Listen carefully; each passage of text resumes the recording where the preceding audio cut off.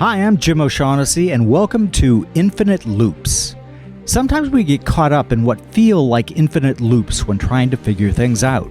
Markets go up and down, research is presented and then refuted, and we find ourselves right back where we started. The goal of this podcast is to learn how we can reset our thinking on issues that hopefully leaves us with a better understanding as to why we think the way we think and how we might be able to change that to avoid going in infinite loops of thought. We hope to offer our listeners a fresh perspective on a variety of issues and look at them through a multifaceted lens, including history, philosophy, art, science, linguistics, and yes, also through quantitative analysis. And through these discussions, help you not only become a better investor, but also become a more nuanced thinker. With each episode, we hope to bring you along with us as we learn together. Thanks for joining us. Now please enjoy this episode of Infinite Loops. Jim O'Shaughnessy is Chairman and Co-Chief Investment Officer of O'Shaughnessy Asset Management, where Jamie Catherwood is an associate. All opinions expressed by Jim, Jamie, and podcast guests are solely their own opinions and do not reflect the opinions of O'Shaughnessy Asset Management. This podcast is for informational purposes only and should not be relied upon as a basis for investment decisions. Clients of O'Shaughnessy Asset Management may maintain positions in the securities discussed in this podcast. Well, hello everyone, it's Jim O'Shaughnessy with yet another episode of Infinite Loops, and today I have a very special guest recommended to me by Rory Sutherland, who said this is the man to talk to if you want to hear some really great ideas how we in the Western world can help reestablish some semblance of sanity in our governing institutions. My guest is Nicholas Gruen, who is the CEO of Lateral Economics, as well as a counselor to innumerable Australian prime ministers. In fact, he's been called the best public intellectual in Australia. Wow, that's impressive. Welcome. Hi there, Jim. How are you? I'm very well, and if you're surprised to hear that last thing that you said, you're not the only one. I always laugh whenever I see someone else describe, it reminds me of the Mark Twain story, probably apocryphal, but such a Twain fan. And he was going on and on and on, praising Twain way above where he should have, even for a great man like Twain. After an introduction like that, I can hardly wait to hear myself talk or something like that. Yes, exactly. We are very simpatico, sir. The first thing I'm going to ask you to do, because it really was striking for me when we were talking earlier about what we're going to talk about today, is I'm going to ask you to read that passage from the fellow who worked in government, because this really sets the tone, in my opinion. Yeah, I think it does. So I'll just read it out. I spent 10 years of my life writing. I wrote neighbourhood plans, partnership strategies, the local area agreement, stretch targets, the sustainable community strategy, sub-regional infrastructure plans, funding bids, monitoring documents, the council plan and service plans. I have a confession to make. Much of it was made up. It was fudged, spun, copied and pasted, cobbled together and attractively formatted. I told lies in themes, lies in groups, lies in pairs, strategic lies, operational lies, cross-cutting lies. I wrote hundreds of pages of nonsense. Some of it was my own, but most of it was collated from my colleagues across the organisation and brought together into a single document. Why did I do it? I did it because it was my job. The reaction that I have again upon hearing it is, this does not surprise me. Exactly. It doesn't surprise anyone. I don't think so. So there is such a disconnect in all Western democracies, I think. America, Australia, the UK, doesn't really matter what we're talking about. What has happened is we have seen, you wrote a wonderful essay, but we need the eggs, and we're going to get to that in a minute. What I want to talk first about the problem as you see it, and I love your idea for solving this problem. And I think that I can add a few things because I did quite a bit of research after you and I talked the first time. So the problem seems to me, I'm going to let you outline this, but at its heart, democracy is defined by conversation, the willingness to give and take, and also the idea that the discussants really all, even if they're right, left, center, do desire the best policy to emerge from their discussion. And clearly that's not happening. But I'm going to throw it over to you to actually outline this much better than I just did. There are various ways to put it. One fairly powerful way, I think, is to say that democracy has been fast foodified. So various food vendors, I suppose, from the beginning of time, but certainly say since the 50s, realized that they could exploit certain features of our makeup, which were very good for us on the African savannah, that we like clean stuff, we like fat, we like sugar, we like salt. And fast food manufacturers make pretty good food, but it's got some things in it which have been optimized so that if you eat a lot of it, it's poisonous. It slowly does you harm. And I guess my way of thinking about our whole world, not just democracy, but more and more parts of culture have been colonized by this process of endless competitive optimization. You and I were born at about the same time, so we both saw the Beatles. I certainly don't want to present the Beatles as necessarily the high point of popular music. We could go back to swing, blues. These are very authentic forms of popular culture. And now we have auto-tune. I haven't got anything particular against auto-tune, but we have one pop song after another that is tremendously highly optimized, and in a sense would certainly make this claim of our political culture. It's really not inhabitable by human beings. It's not a culture. It's not something which is a vehicle for us to express ourselves at all. It's completely colonized by people who are trying to achieve something. Many of those people believe passionately in what they are trying to persuade people of. Many are extremely cynical, and the ones that have got the most money are the most persuasive in many ways. But it is not a culture that people feel they can't hear themselves in it, more so if they don't have a university degree. So 95% or more of their representatives have university degrees. And in America, probably around half of the electorate have university degrees. The ones that don't have university degrees speak in ways that are detected by the upper middle class and the graduates, and they're now accused of racism and sexism and all the rest of it. But that's a kind of an extreme. I think I don't want to just blame the internet for this, because here's my big fact, which tells you why it wasn't the internet. The internet's made it a lot worse. But here's my big fact. Between 1968 and 1988, on American network news, presidential sound bites went from, I think it was 48 seconds to 9 seconds. That's it. Democracy's over. You know, if you watch Nixon and Kennedy and then watch not even Hillary and Donald, but I'd even say Clinton and George H.W. Bush. These are people who've been rehearsing for days. They have focus groups watching what happens to the worm. I don't know whether you know what I mean by the worm, but the little pleasure button when they say certain things. And I've watched those worms, most of us have. And if you've just had a difficult question aimed at you, then we can watch the worm. While you squirm, the worm goes down, and then you start hitting your talking points and everyone goes, yeah, he's doing pretty well now. Well, that's not debate. It's not really anything. It's a simulacrum. It's something which, it's like a cuckoo laying its eggs in another bird's nest.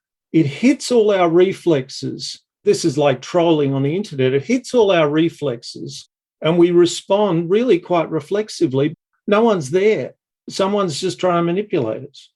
What's so interesting to me about this as I researched your stuff is this is what I've spent most of my career studying, because in investing, people are taking advantage of the same human OS. By the way, we all run it. We're all human beings, unless we have aliens we don't know about. Absolutely, yeah.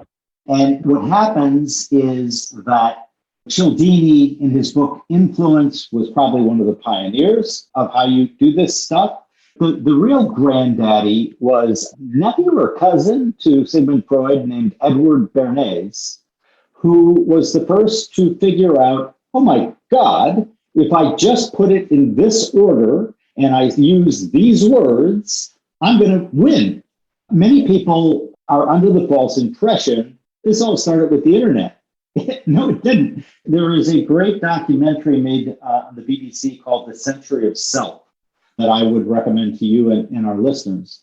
It really looks at what we're talking about here, the hijacking of our base code, if you will, in that human beings are used to being tribal, even though that worked out really well when we were on the savannah. It doesn't work out well in a incredibly and technologically advanced system. So the problem is not simply to politics.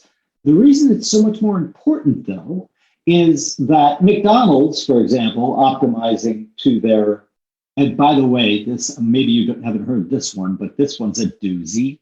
In their internal documents, McDonald's executives refer to their customers as users. Target.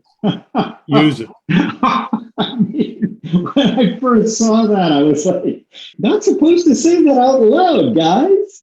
The proposal that you have put forth, which I've heard elsewhere, but I don't think I've ever heard it as well detailed as you do in your writings, is this idea of Isegoria, or equality of speech, where what's been happening, and I'm going to let you go because you do it very eloquently, what's been happening is that we've been slowly doing the opposite of what George Orwell recommended we do. And we have been using euphemism, bland language, epitomized in Orwell's Department of Plenty, because everyone was starving, the Department of Love, because everyone was being tortured. We're not there yet. But when you look at the current theme that world democratic, and I don't mean in party, I mean democracies, have been advocating is build back better. What the fuck does that mean? I don't know. I actually think the lying that you had me quoting earlier, I want to explain that in a more special and targeted way. And I think what's happening in politics is somewhat different. Political campaigning is a bunch of people doing everything they know how to manipulate you. If you're in favour of abortion on demand, you're pro-choice. And if you're in favour of preventing people having abortions, you're apparently pro-life. Well, who could be against either of those things? So we are in this world of a hypervigilance about the way words sound. And it turns out, as Orwell observed, that you can more or less kind of airbrush out any meaning from that. And that's largely what happens. So, for instance, if you take a government report in any of the English-speaking countries, and I don't know about elsewhere, if you take a government report, I mean, I can't read government reports because you don't know what they're saying. The government's decided to improve this, and it's a complete bland out. So this is over a very, very wide front. The number of PR flacks outnumber the number of journalists by 4 or 5 to 1, and their incomes are going up and the journalists' incomes are going down. And in fact, maybe we can talk later about the fact that the answer doesn't seem to be in journalists either, because journalists in our culture are a particular kind of entertainer and a particular kind of playing a particular role themselves. So essentially, you have this discourse in which nobody needs to be lying, actually telling lies, although you've taken it to a new level in the United States recently, as far as your commander-in-chief is We're concerned. number one. We're number one. That's right. That's right. But you don't have to do that to give people the sense of severe undernourishment when they listen to any political speech. So what I think can make a huge contribution is another democratic institution we have that we've kind of barely noticed because it sits quite visibly, it's hiding in plain sight somewhere else, and that is the jury. And so I remember we had a woman, we still do have a woman in Parliament, and this was quite a long time ago, and we had a thing, we called it our Republican debate, where our Prime Minister was talking about getting rid of the monarchy in Australia. Australia is more or less a functioning republic, but it's got a Monty Python show at the top called The Royal Family, and two things were happening. There was a woman called Pauline Hanson who was starting the politics of, let's call it folk resentment, a little bit Trumpian. She wasn't nearly as charismatic as Trump, but she was picking up about 10% of the vote. And we were having this debate about getting rid of the royal family and having a president. Now, I'm perfectly fine with getting rid of the royal family and having a president. The only thing is, all it was going to change was appearances. The system would function very much as it had functioned before. And at the same time, you're getting the beginning. So this is 1996. And at the same time, you have this rise of this resentment. And this word, this Greek word that I've stumbled into much more recently, the word is Isegoria, Isegoria.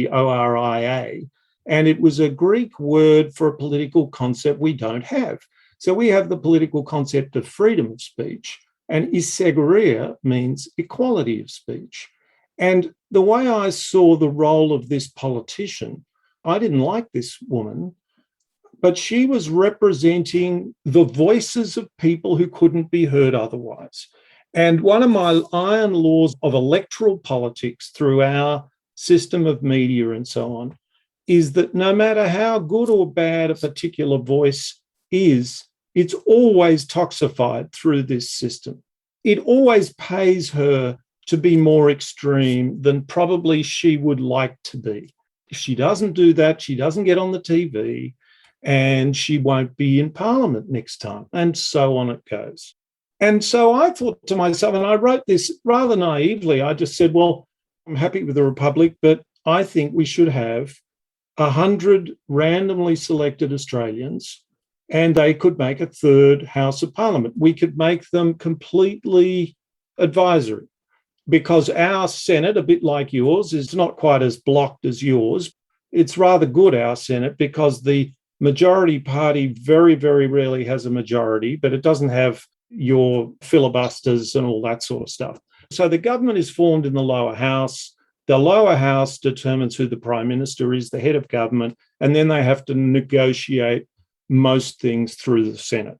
And so it would actually be quite powerful if a group of randomly selected Australians, 100 of those, were to deliberate on the same things. And I'm pretty sure that when our Prime Minister Abbott abolished our carbon pricing regime, our budget is now, I think, 11 billion Australian dollars a year poorer because he got rid of the carbon pricing. Now, he didn't really have any idea what he was going to do. It was just a cool thing to say that this was a terrible tax and he was going to abolish it. People would have figured that out. Give them some time, they would have figured it out. So that was my idea. And now the more I have thought about this, and I've been thinking about it pretty seriously for about 5 years, I see great riches in this and great simplicity. And I'd also just like to make clear, it's sort of pointless for me to get this bright idea and say, why don't we just get rid of everything we've got and we have this new system? So I'm not really suggesting that. But what I am saying, so let's go back to the jury and let's describe it differently. Let's say that there are two fundamental ways to represent the people.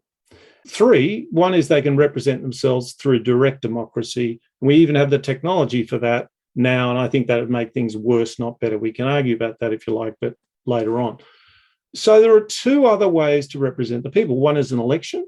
We know that well, and we instinctively think that's the only way. How could you have a democracy without elections? Well, let me tell you, Athens had almost no elections. You can say, well, it was a direct democracy if you were a man and you were a local and you weren't a slave and so on. There's a better answer, which is that the ecclesia, I think, which was the assembly, it met once a month, and you can't run a government with 6,000 people getting together once a month.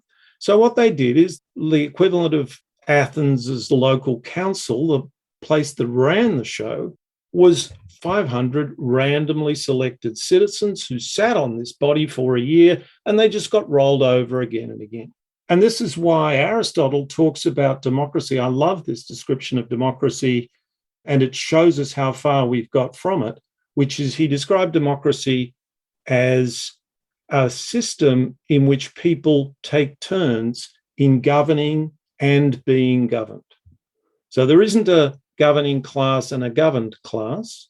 That's what he would call an aristocracy or an oligarchy.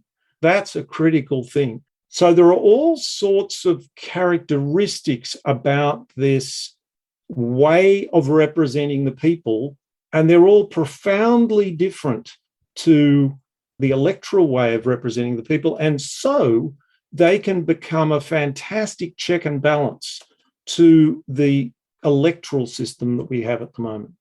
Agree with this idea entirely. It is spot on and could be almost revolutionary in what it would lead to. And what I think it would lead to is for there to be a public voice that is well heard throughout the land, that differs substantially on many issues facing a country today. So, for example, and it's applicable, by the way, across the spectrum. I think the reason for that is something that you get into quite well in one of your essays, and that is the idea that juries operate differently. And, I love the idea of Aristotle, Plato. The worry I have, honestly, is that our base code as humans is very difficult to overcome or reprogram. And a great example of that is Plato.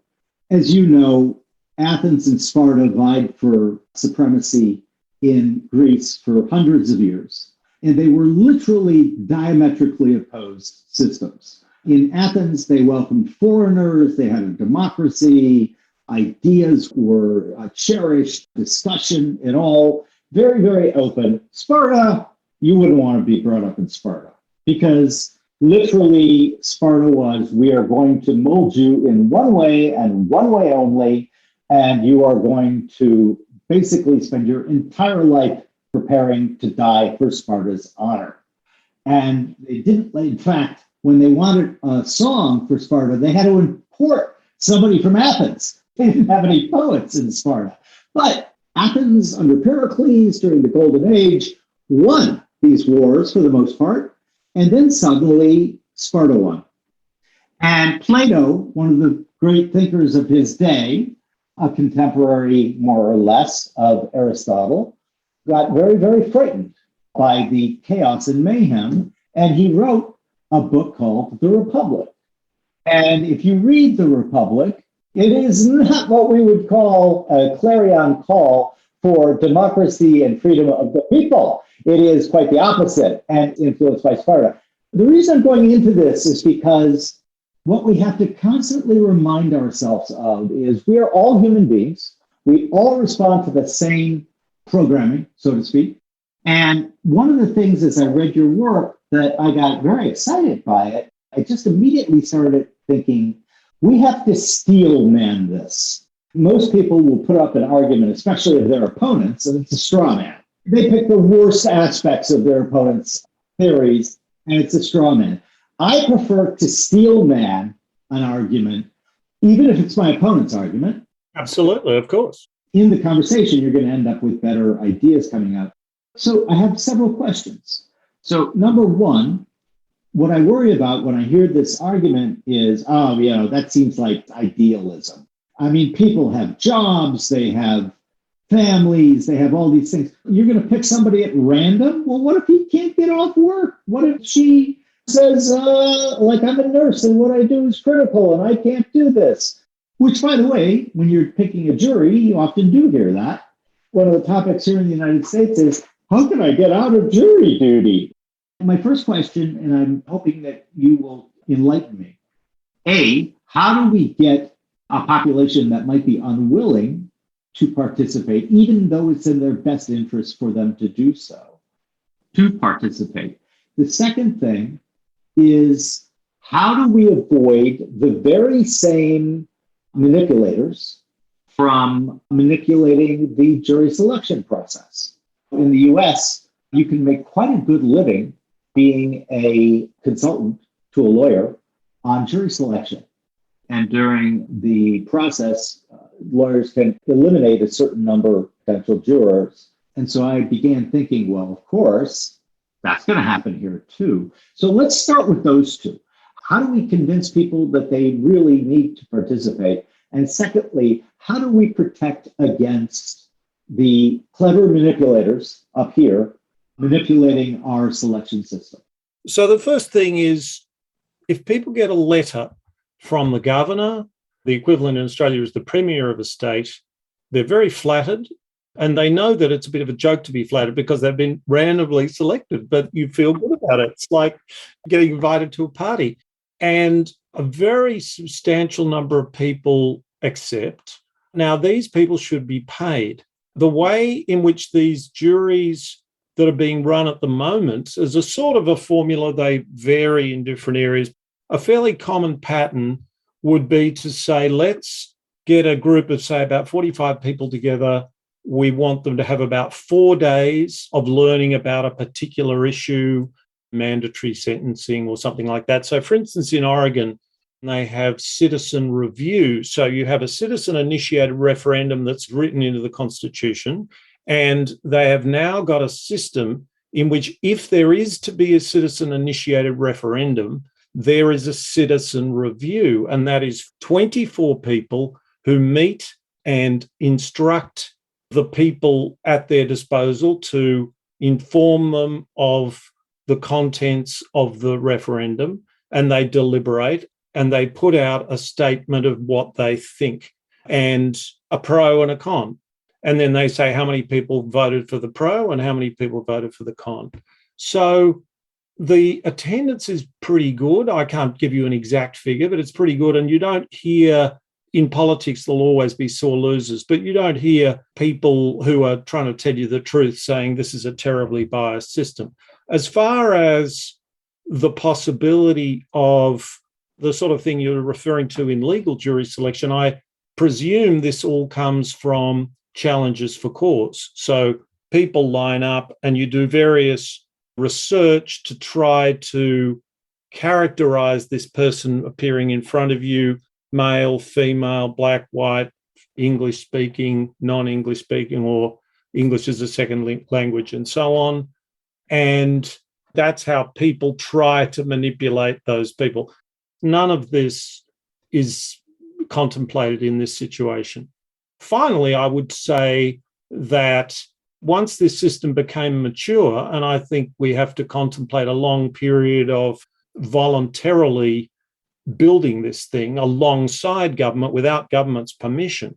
But once it became properly accepted, then you can do what you do with juries and say this is compulsory. I personally don't mind, especially in the current circumstances where it's advisory, I don't mind the likelihood that there would be something of a bias towards lower income people because, relatively speaking, the jury pay will be more attractive to them.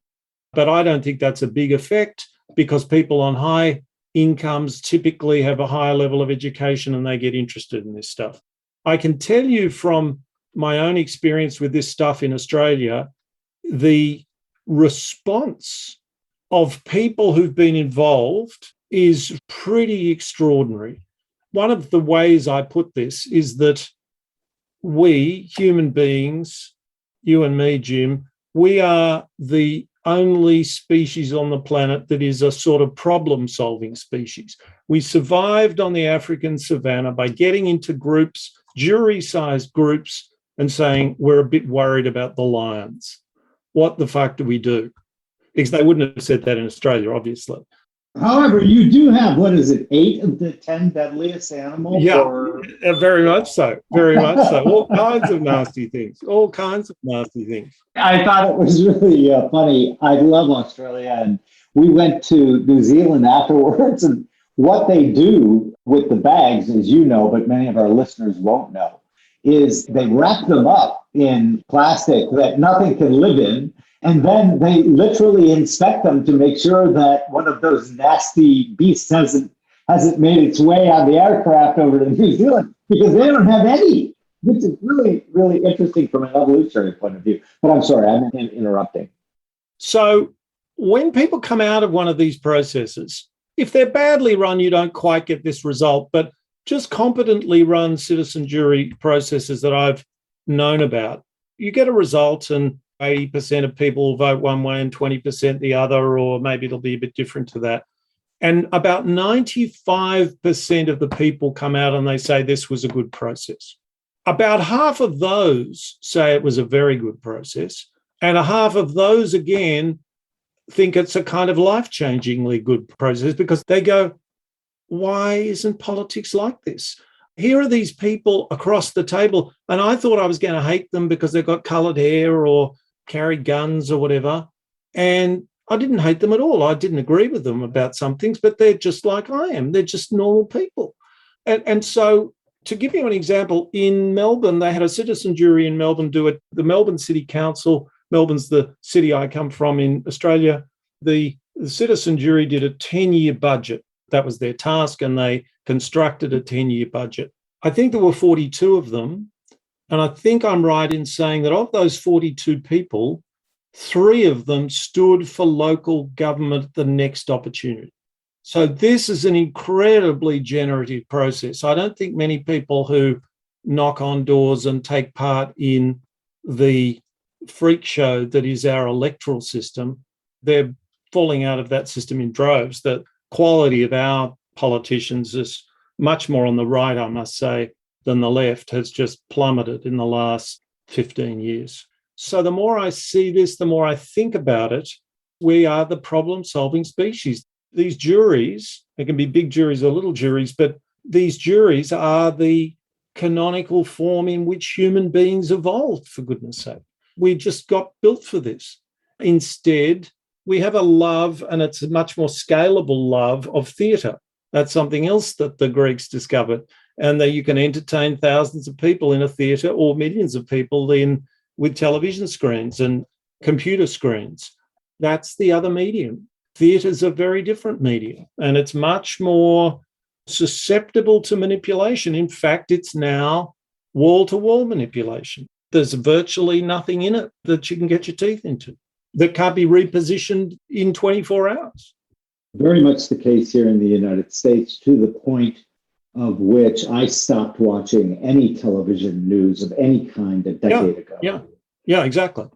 I will dip in occasionally, and I must tell you, the last time I did it, I was absolutely horrified, because literally it's all lies, and it doesn't matter what tribe you're fighting for. It's talking points. Claude Shannon, sort of a hero of mine, the father of information theory, he said that information to be truly understood would give you some novel information. Exactly. It has to surprise you. It has to surprise you, right? So he did quip that in a standard political speech, there would be zero information. Right. Which shows you how long-standing these tendencies have been. Absolutely. I guess the next question that I would ask if I was playing devil's advocate, arguing against this, is what about the idea that, well, yeah, sure, it's good to have common folk talk about various issues facing the polity, but we really, goodness, we're in such an advanced world these days. We really ought to have everything being decided by experts and professionals. What would your counter argument to that be?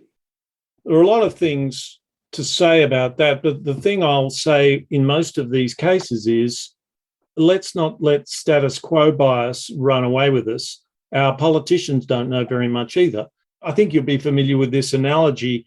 The Wankel engine, the rotary engine that Mazda produced, may have been a superior engine, but the reciprocating engine had 100 years of global development on it. And so what's happened is we've got these politicians, and they don't know very much, and they're better educated than your average person. And so they have to build a structure to advise them and so on. So it's basically exactly the same with a citizen jury. You build systems that enable them to get independent advice.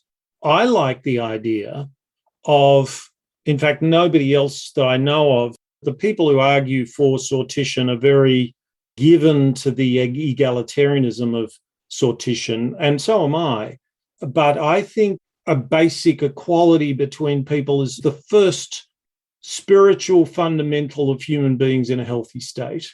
The second fundamental of human beings in a healthy state is a sense that one can excel, one can become distinguished, one can try by discipline, by talent, to be as good as you can be.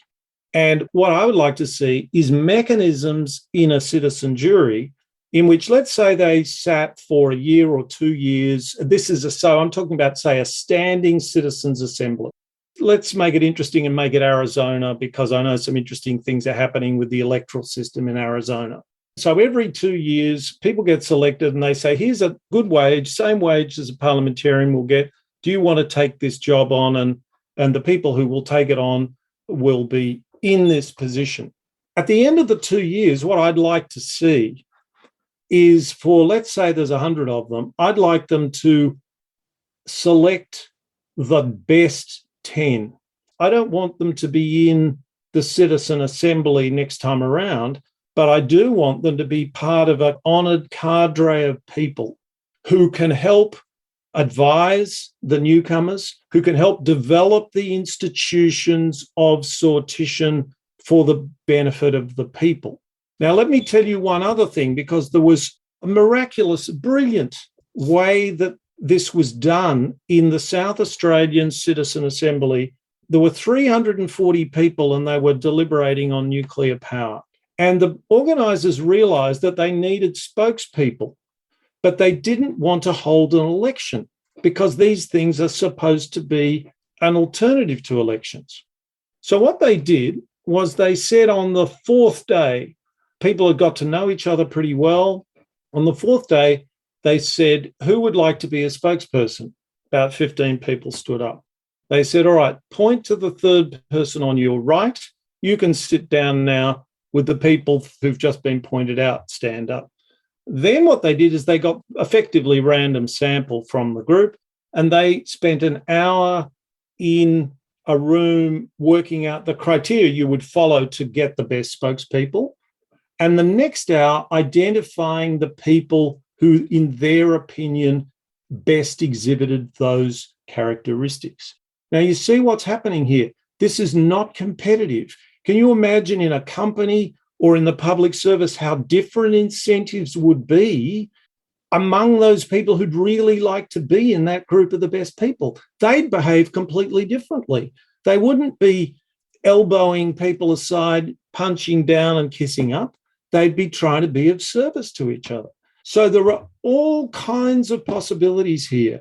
We just have to use our imaginations and then build, start doing stuff, see how it works out. This was a lovely little bit of icing on the cake for this selection mechanism, was that at the end of the period of selecting the spokespeople, they realized that they had perfect gender balance, and that was not one of the criteria. Well, that's the way to get gender balance.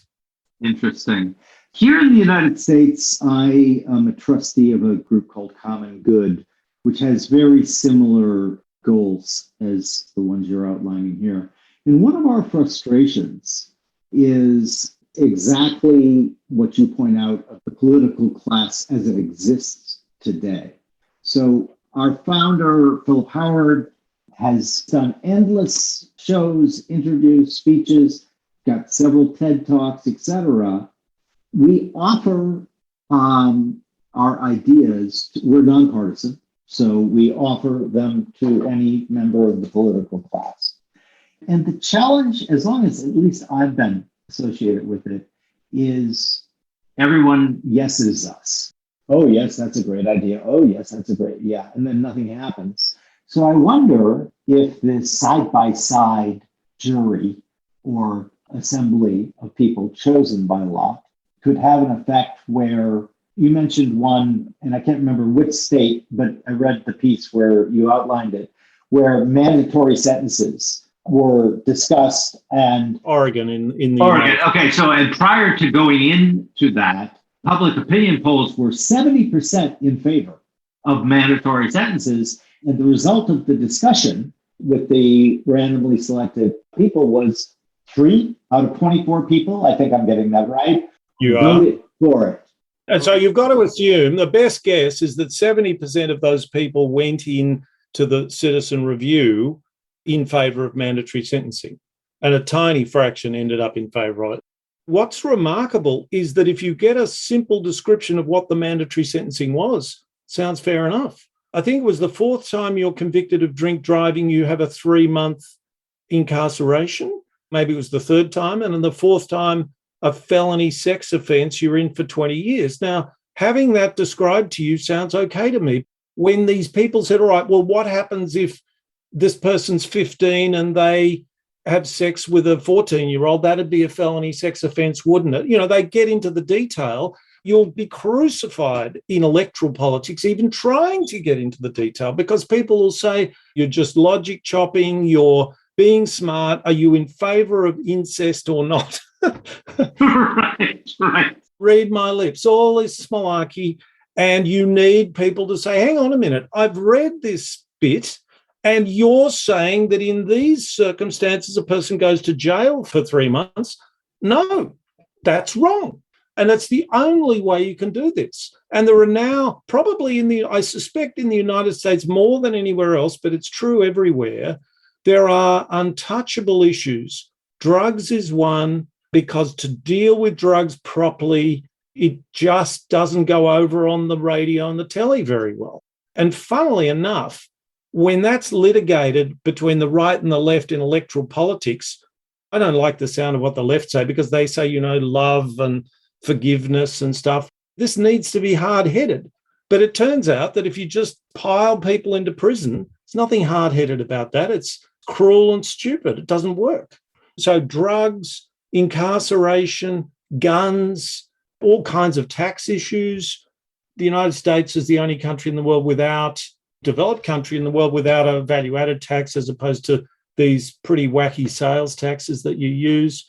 It's just a no-go zone, just no point. So there's all these things that it's an open secret we could make quite a lot better, but your opponents would have you for breakfast. And so they're just stuck. Several really good points there, especially the one around drugs and prohibition. I support a group called MAPS here in the United States, which is advocating for the medicinal use of psychedelics to help cure things like PTSD. Many U.S. soldiers are suffering horribly from PTSD. We are making quite a bit of progress on that. But that is a reframing issue, because I have often said, even when you go out of your way to say, I'm not talking about recreational use of LSD or psilocybin, although, by the way, both of those drugs are not in the least bit addicting. What I find humorous is that the drugs that are most addicting, alcohol, cigarettes, sugar, Oxycontin, are quite legal and very profitable. Yes, bingo. And so the idea also of prohibition, which we did in the United States. And the thing that I like about what you're saying, because I thought about this after reading your stuff and writing my notes. I don't think prohibition would have happened in the United States if a randomly selected group of regular Americans was able to discuss it and then make a recommendation. Because what happened with prohibition, there are a few things. The number one is, at that time of prohibition, the Volstead Act, America really did have a serious drinking problem, especially of lower class people. People would get a pay packet on a Friday. They would take the money and go get drunk as skunks, and then they'd go home and beat their wives. That's a problem. And so absolutely the problem existed. But what can come out of a conversation, I believe, so the first order thought thinkers were, let's just make it illegal.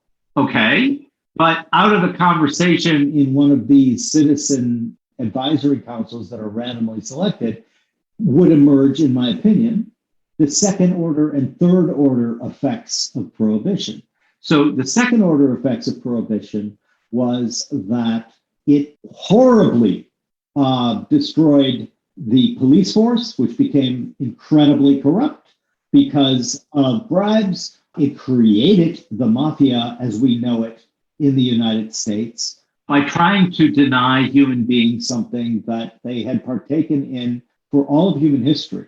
My point is that even though the proponents of prohibition were absolutely correct about the United States having a problem, and it did, they were absolutely wrong about the solution to that problem because they didn't give enough thought to the ancillary effects of such a law. So I think that the idea of the required prison sentences, 3 strikes and you're out, we call it here in the United States.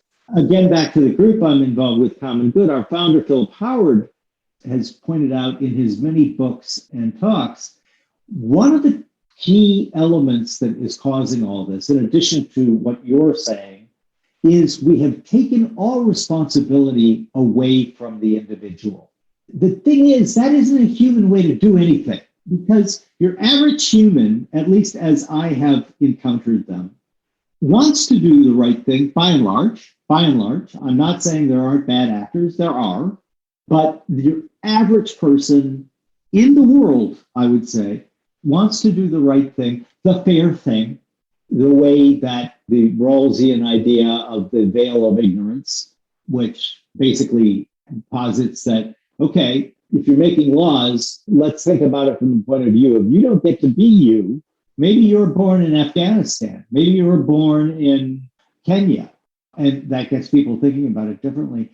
But I guess the question that I would have and would really like your input on is, do you see, if this is a sitting body, it needs to rotate.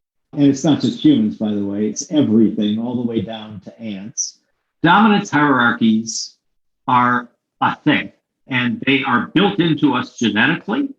Trying to conquer them would be a fool's errand, in my opinion. That's why I like the rotation idea. Let's say we can wave a wand and that this happens. Let's take a recent example. The UN put up something snarky about Elon Musk and his wealth. And they said 6 billion could solve poverty. And Musk, who is sort of our incredible P.T. Barnum these days, came back with a challenge, which was, I'll give you $6 billion today. You tell me exactly how it's going to be spent. Crickets. It got me thinking, wouldn't it be great if we could get Elon Musk or one of these other titans of industry to peel off, I don't know, $100 million and start Wildcat Juries? Talk about the idea of a Wildcat Jury, because it was also something you and I discussed about what's going on in Glasgow. Yeah, I got quite close to running one of these things. Most people keen on citizen juries, they often participate with governments in running them because they're expensive to run. And then the downside of that, of course, is that they get things to do the citizen jury on, which is sort of safe for the government and so on. It's a pretty unsatisfactory state of affairs. So I'm trying to think of sortition as a kind of political activism. There are lots of ways in which it's very different as activism because it does something which, when it's been done well in history, is one of the most miraculously successful things, which is to give away power in order to get it back in spades.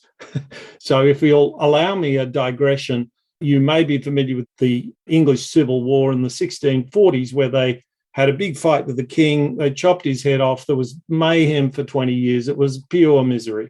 So that was Charles I. So the Restoration is in 1660.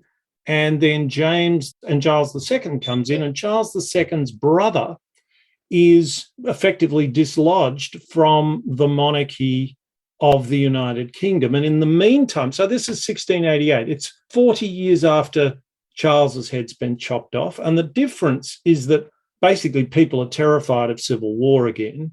There's far more authority in Parliament. There's a lot more institution building. And so you're basically able to flip the switch from a monarchy with pretensions to being an absolute monarchy, and that was always the problem, to a constitutional monarchy. By giving away power, the British state became vastly more powerful. And there's this marvelous expression, as a finance guy, you might like this if you haven't heard it before, an expression, a free nation deep in debt. You know what that means? So basically, the moment people knew that if they could lend to the king, and if the king didn't pay them back, they could take them to the courts in England and get their money back. Well, interest rates for the Dutch monarchy and the English monarchy, because they're the two monarchies that you can sue and get your money back. And so they end up with this vast wealth. This is the business of giving power away to get power. That's a digression. But I do think that backing citizen juries is a real winner for politicians. Politicians are on a sort of merry-go-round and they're trying to look after 1,000 interests. And if they got themselves more comfortable with giving some power away, they would find things would improve a lot. There's a marvelous story of Franklin Roosevelt, who at the end of a meeting said to the people who'd come and met him, well, you've persuaded me you're right. And they said, well, when are you going to do something about it? He said, I just told you you'd persuaded me I'm right. Now you have to make me do it. That's electoral democracy. So we've got good evidence that in Britain, you get a swing of about 10%. Britain, on the question of Brexit, is a bit like mandatory sentencing.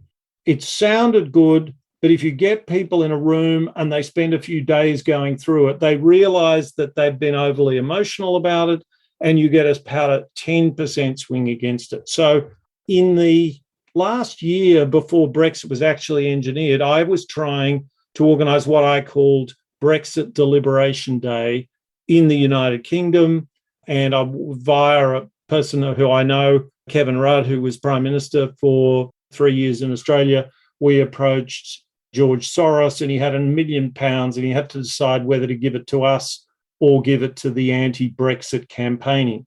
And of course, we can't tell him that we'll campaign against Brexit. We had no intention of campaigning against Brexit. And if the citizen juries had said, actually, Brexit's a good idea, I'd be the first to say, good, that's democracy. I may not think that they're right, but that's just fine and dandy. And that's one of the reasons why, if you're reporting to a board, and the board says, well, is this going to work for us? And you say, don't know.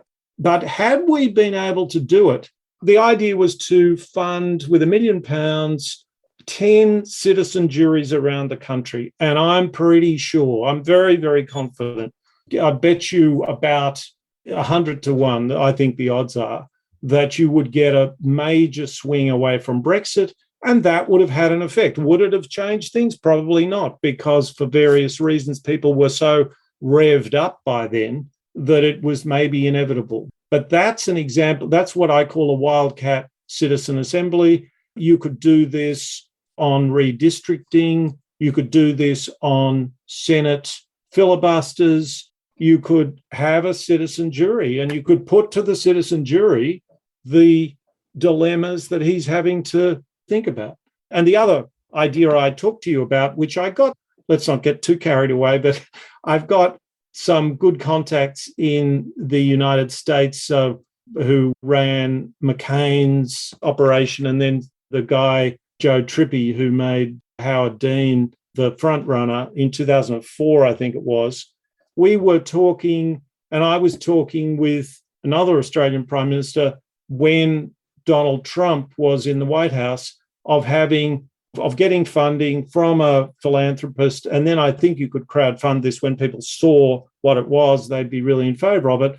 And the idea was to simply, using the sort of mechanism I talked to you about with regard to a large citizen jury appointing a delegation of the best, that would be the delegation that would be a people's delegation to go to Glasgow, the Conference of the Parties on global greenhouse, and they would have a people's agenda, and the government would have a government's agenda, and it would be very interesting to see the difference. And we are still an open society, and these things, when people can see legitimacy, that's influential. I agree. I think it's a great idea, as I told you when we originally talked about it. I think the idea of getting some original funding from a philanthropist, but I also love this idea of crowdsourcing the funding. Absolutely. Because if you crowdsource it, you really want it to be that way. That is making your case for you right there. If you crowdsource something and it is overwhelmingly successful, that is sending a very strong message to the political class. Yeah. And this is where I was appealing to this idea that about 25% of people coming out of one of these functions just become ambassadors for life about this. They'll board dinner parties for the rest of their life about how this is how we should do things. I've also had some experience. I was involved with Rory Stewart in planning his mayoral campaign in London, and he's very keen on citizen juries. Now, if you focus group this, people don't react well to it because they go, you were suggesting another committee. We don't need another committee. We need someone to do something. So people have to see it working. They have to feel their own voice rise up in it. And then I think they will say yes. In the words of that scene in When Harry Met Sally, I'll have what she's having. It's a great scene. And another thought that I had after we spoke originally and I started reading all of your stuff and thinking about it was when you look at the polls, which are pretty much useless in my opinion because of the way you can skew them. What's interesting about this to me is that I think that these either standing or wildcat juries or advisory things would demonstrate conversation changes people's minds. Conversation in a light where people aren't shouting at each other. Well, no. Conversation changes people's minds unless it is their job for their mind not to be changed. Bingo. Yes, thank you for the correction. That's the system we have. Right, that's right. And it beautifully made by the quote you read at the beginning of our discussion. So the incentives, I've always believed incentives determine outcomes. If your incentive is to lie, cheat, and steal, and that's going to get you what you want, you're going to lie, cheat. But as the incentive of giving agency, I love this idea because what happens is just the very setup, the way you've set it up. It allows for people to have these conversations, even when we steel man it and we talk about addressing dominance hierarchies and we talk about how it gets funded and we talk about all of those things. I think that what has to happen is twofold. And I think you'll agree with me, but if you don't, I want to hear why you do or do disagree with me. The first is, this isn't a one and done. I don't think. If I were setting up this program, these need to happen consistently for probably a decade. Honestly? Well, we've had parliaments or in your case, congresses, since the American Revolution. So I am proposing these are an integral part of our democracy. and that we are about a great cultural labour. Our democracy has always been a great cultural labour. It's in a lot of trouble over the last 50 years. Its culture, as I've put it, has become uninhabitable. The Soviet Union had a democratic constitution. It was just nobody took any notice of it because powerful people decided what the truth was.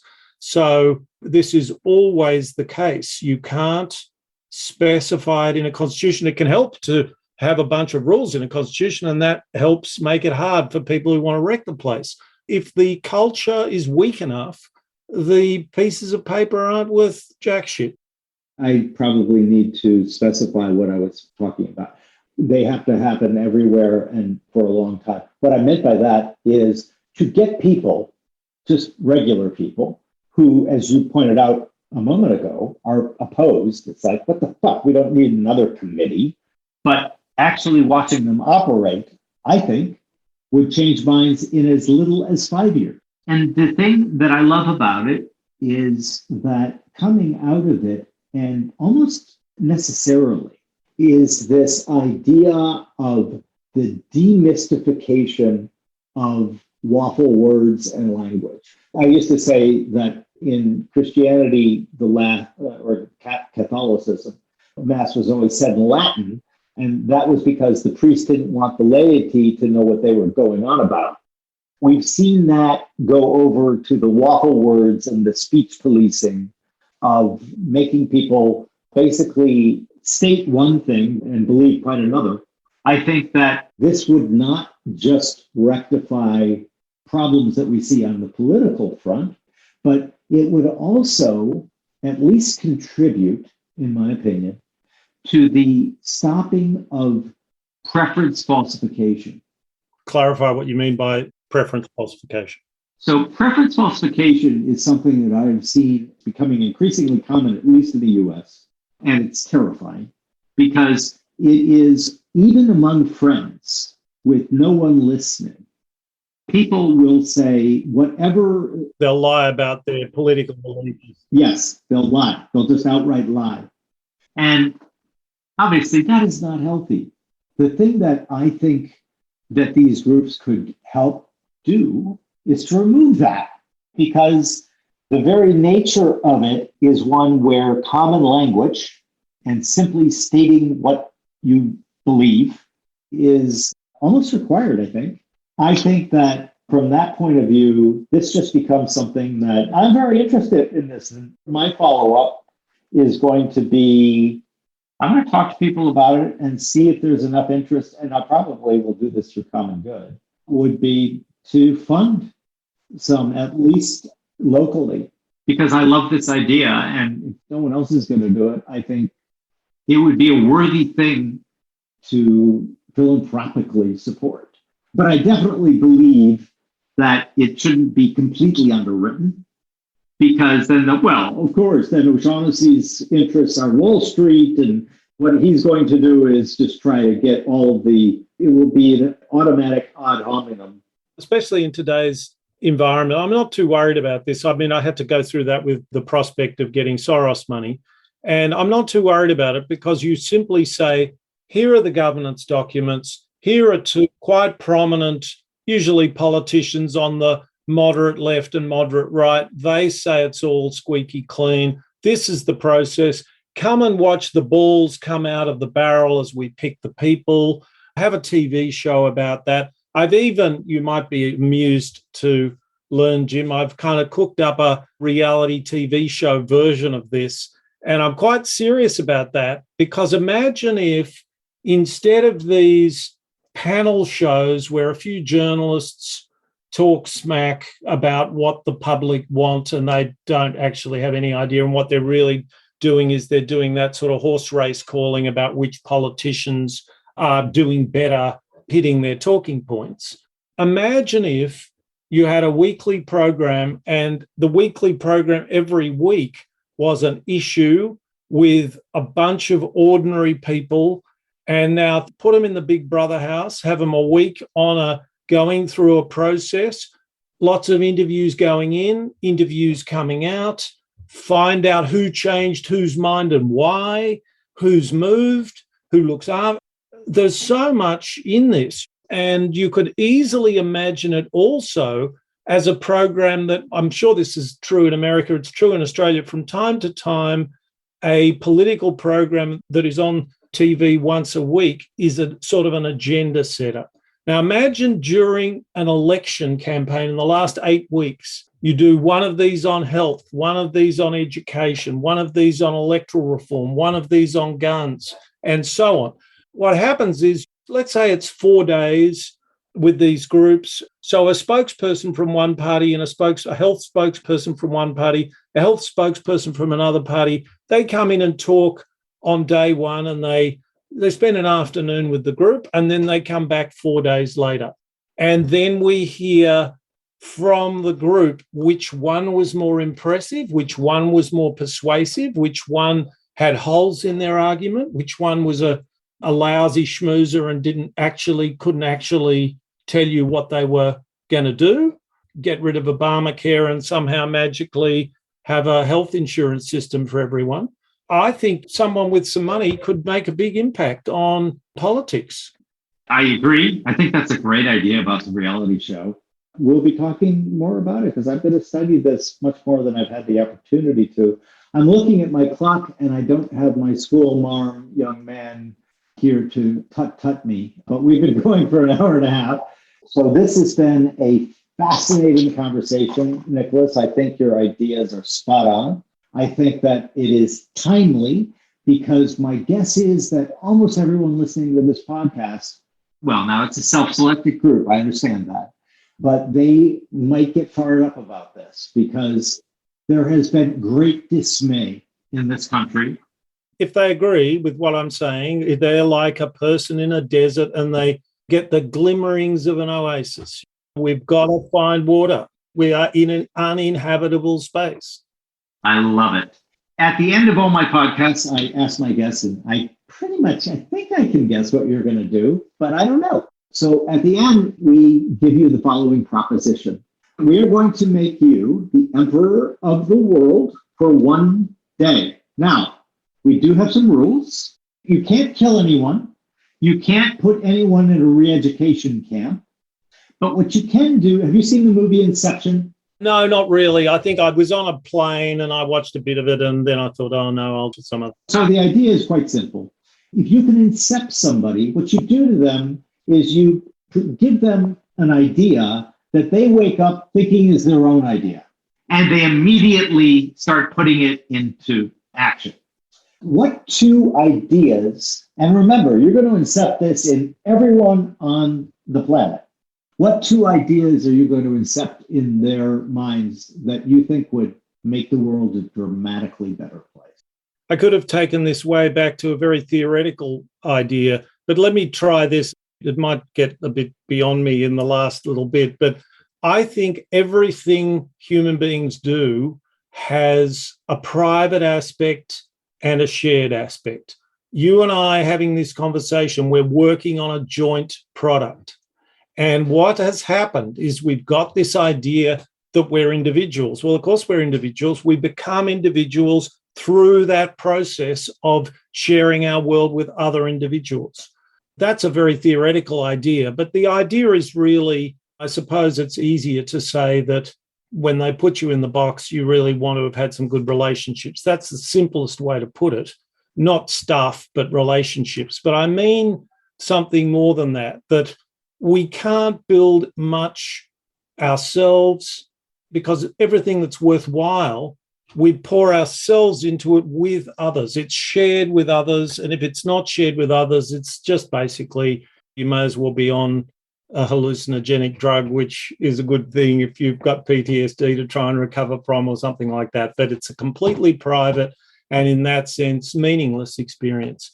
So that's a very theoretical answer. I can stamp that idea out from a conversation to a club to your workplace to a nation. And we've got to become obsessed with competitive mechanisms of selection, and they're fine. But there are other mechanisms of selection, and they're going to be magic for us because we've way OD'd on these other mechanisms. This low-hanging fruit, and it's barely visible. The jury is just an intimation of how much better our world could be. I love it. I love it. What I translate when I listen to that in my mind is truly engage with other people And live life. for those experiences that hopefully make everyone better off before we get in the box. And it turns out it's like falling off a log. We just have been keeping that from ourselves. It's just more fun. It's just more fun to have fun with people than to try and make $1 billion. Exactly. If you gave me the choice between the money I have and $1 billion, I'll take the $1 billion. But I wouldn't sacrifice much for it because I've got a great life. Exactly. Exactly. Well, on that wonderful note of agreement, this has been fantastic. I really appreciate your taking the time to be with me. And you've given me a new thing to study that I might actually present at Common Good and see whether we can get something going here. Let's do it again. Just tell me if you want me to do something because I'm in for the long haul on this one, I can tell you. I love it. Thank you very much, Nicholas. This has been fantastic. Thanks, Jim.